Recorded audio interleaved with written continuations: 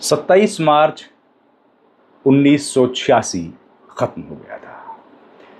अगले दिन 28 मार्च को रात 2 बजे या फिर 28 मार्च की अल सुबह 2 बजे होम मिनिस्ट्री के स्पेशल सेक्रेटरी के घर पर आईबी के उस वक्त के डायरेक्टर एचएस बरारी ने घंटी बजाई। घंटी बजाने के बाद स्पेशल सेक्रेटरी होम को जगाया गया और उसके बाद उनको कहा गया कि आइए कैबिनेट सेक्रेटरी के पास हमको अभी जाना है। एचएस बरारी जो आईबी के डायरेक्टर थे, उनके हाथ में एक फाइल थी और उसमें कुछ नाम थे। यह दौर वो है जब पंजाब आतंकवाद या मिलिटेंसी की आग में जल रहा था। कैबिनेट सेक्रेटरी के घर पर जाने के बाद कुछ नामों पर चर्चा की गई, जिनमें से एक नाम केपीएस गिल का भी था, जो कुछ साल बाद पंजाब पुलिस के डीजीपी भी बने। खैर, बातचीत में कुछ नाम तय किए गए और ये बोलकर अलविदा की गई कि कल यानी कि आज ही के दिन कुछ घंटों के बाद दोबारा मुलाकात होगी, लेकिन प्रधानमंत्री के घर पर। वापस जाकर स्पेशल सेक्रेटरी होम अपने घर पर जाकर सो गए और जब सवेरे वो उठे तो उस दिन गुड फ्राइडे था, 28 मार्च 1986। 28 मार्च को उनको एक बार फिर से उनका फोन घनघनाया और उन्हें प्रधानमंत्री के घर पर बुलाया गया। जब वो प्रधानमंत्री के घर पहुंचे तो देखकर हैरान रह गए कि वहां पर न कैबिनेट सेक्रेटरी हैं न डायरेक्टर आईबी हैं, जबकि वहां पर प्रधानमंत्री के साथ 3 नेता बैठे थे, जिनमें एक अरुण नेहरू, एक अर्जुन सिंह और तीसरे अरुण सिंह थे। वो ये देखकर हैरान हो गए कि भला एक स्पेशल सेक्रेटरी को प्रधानमंत्री ने क्यों बुलाया है, वो भी बिना सेक्रेटरी के या बगैर कैबिनेट सेक्रेटरी के। अरुण नेहरू ने स्पेशल सेक्रेटरी को बैठने के लिए कहा और उनके लिए चाय मंगाई गई। बातचीत में उनको कहा गया कि आपको एक विशेष काम के लिए बुलाया गया है। प्रधानमंत्री चाहते हैं कि आप इसी वक्त पंजाब चले जाएं और वहां के डीजीपी का कार्यभार संभालें। जो व्यक्ति कुछ घंटों पहले तक अपने मातहत काम करने वाले डीजीपी के नाम पर विचार कर रहा था, अब उन्हीं को डीजीपी बनाने के लिए बोला गया। ये स्पेशल सेक्रेटरी होम थे जूलियो रिबेरो, जो एक आईपीएस अधिकारी थे। आमतौर पर आईपीएस अधिकारी सेक्रेटरीज नहीं बनते हैं, लेकिन जूलियो रिबेरो को ये सम्मान दिया गया था उनके बेमिसाल काम की वजह से।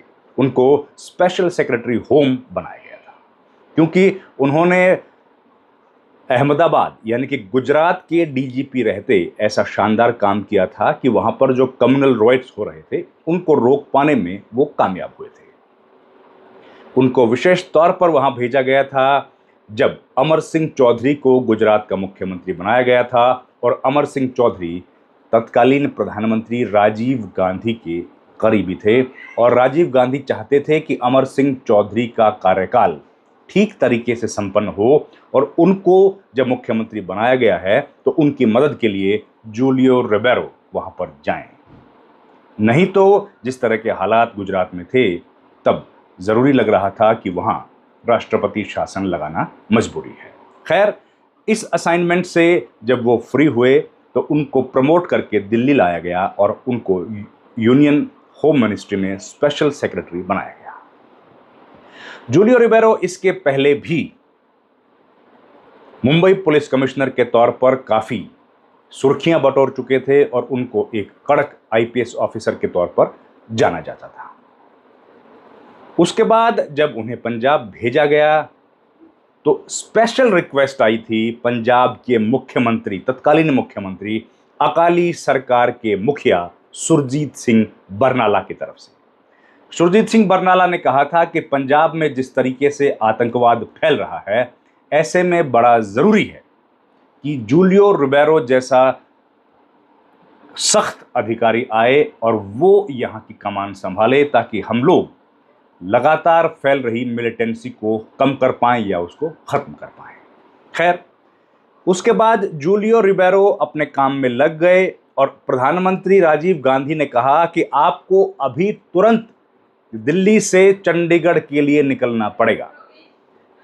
जब वो बैठक चल रही थी तो जूलियो रिबेरो ने कहा कि मेरे पास तो कपड़े भी नहीं हैं। उन्होंने कहा कि आपके कपड़े और आपकी पत्नी आपको फॉलो करेंगे, उनके लिए दूसरे विशेष विमान का प्रबंध किया गया है और आपके लिए एक और विशेष विमान का प्रबंध किया गया है। आप यहीं से, यानी कि मेरे घर से निकलिए और सीधे चंडीगढ़ पहुंचिए। जूलियो रिबेरो उसी फ्लाइट से, विशेष विमान से दिल्ली से चंडीगढ़ पहुंचे। चंडीगढ़ में राजभवन में जाने के बाद उन्होंने अपने घर पर फोन किया और अपनी बीवी को बताया कि उनका तबादला हो गया है, उनकी डिमोशन भी हो गई है और उनको स्पेशल सेक्रेटरी से अब डीजीपी बनाया गया है। डीजीपी और स्पेशल सेक्रेटरी के बीच में करीब 3 रैंक्स का डिफरेंस होता है और डीजीपी जो होता है वो किसी स्टेट का डीजीपी जो है वो डायरेक्टर के लेवल का होता है यूनियन होम मिनिस्ट्री में या किसी यूनियन मिनिस्ट्री के किसी मंत्रालय में। तो उनको विशेष जो सचिव थे उनको डीजीपी बनाएगा।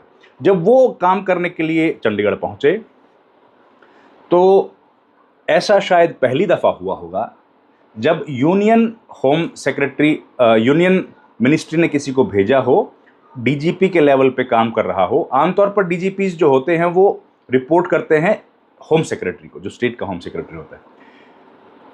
जूलियो रिबेरो भी होम सेक्रेटरी को रिपोर्ट कर रहे थे, लेकिन जूलियो रिबेरो होम सेक्रेटरी से ज्यादा तनख्वाह लेते थे और उनसे बड़ा उनका रैंक था, लेकिन वो रिपोर्ट करते थे स्टेट के होम सेक्रेटरी को ही। तो ये एक इतना ज्यादा भरोसा तत्कालीन सरकार को था। जूलियो रिबेरो ने उस दौरान अपना काम को अच्छे से अंजाम दिया और लगातार जो मिलिटेंसी बढ़ रही थी उसको कंट्रोल किया।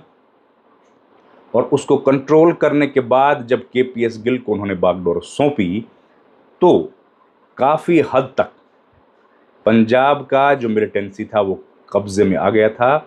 उसके आगे की कमान केपीएस गिल ने संभाली और उसके बाद जाके कहीं पंजाब का जो आतंकवाद था वो ख़त्म हुआ। जूलियो रिबेरो एक बेहतरीन अधिकारी थे जो मूल रूप से गोवा के रहने वाले थे, कैथलिक क्रिश्चियन थे और एक हिंदुस्तान के शानदार और जानदार अफसरों में उनका नाम शुमार है। तो ये वीडियो था जूलियो रिबेरो का नाम और किस तरह उन्होंने अपने काम की वजह से अपना नाम कमाया और कैसे उन्होंने इतने बड़े बड़े पद हासिल किए। जूलियो रिबेरो जब बम्बई के पुलिस कमिश्नर थे तब उन्होंने बाल ठाकरे के साथ उनके संबंध कैसे रहे और उस वक्त जो सबसे बड़े और ताकतवर मील जो मजदूर थे उनके नेता थे दत्ता सामंत, डॉक्टर दत्ता सामंत, उनके साथ उनके संबंध कैसे रहे, इस पर भी एक वीडियो बनाऊंगा और जल्दी आपके सामने हाजिर करूंगा। इस वीडियो में इतना ही। पंजाब में जो मिलिटेंसी थी उसमें हजारों लोग मारे गए, लेकिन आखिरकार पंजाब से मिलिटेंसी पंजाब की पुलिस और पंजाब की लोगों की मदद के साथ खत्म होने में कामयाबी मिली। ऐसा विश्व में बहुत कम एग्जाम्पल्स हैं जहां पर मिलिटेंसी को बिल्कुल ख़त्म कर दिया गया हो। पंजाब उनमें से एक है। इस वीडियो में इतना ही। आपसे गुजारिश है हमारे चैनल को लाइक, शेयर और सब्सक्राइब जरूर कीजिए।